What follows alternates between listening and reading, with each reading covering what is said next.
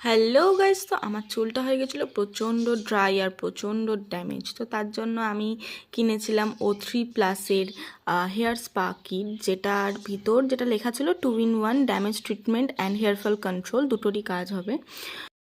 তো ছিল একটা শ্যাম্পু, পি প্রোটিন আর রোজমেরি যুক্ত, আর একটা ছিল হেয়ার মাস্ক যেটা ছিল আর্গান অয়েল আর শিয়া বাটার যুক্ত, আর ছিল ড্যামেজ কন্ট্রোল সিরাম যেটা আমি লাস্টে ইউজ করেছিলাম।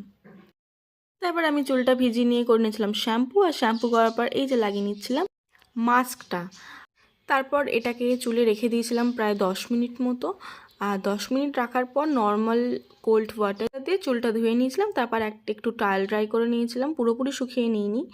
তো তারপরে এই যে ড্যামেজ সিরামটা লাগিয়ে নিচ্ছিলাম, খুব ভালো করে চুলে লাগিয়ে নিয়েছিলাম রুট টু বাটাম পুরোটাই, এবং অনেকক্ষণ 10 মিনিট মতো একটু মাসাজও করেছিলাম। ইউজেই পুরোপুরি ঠিক হয়ে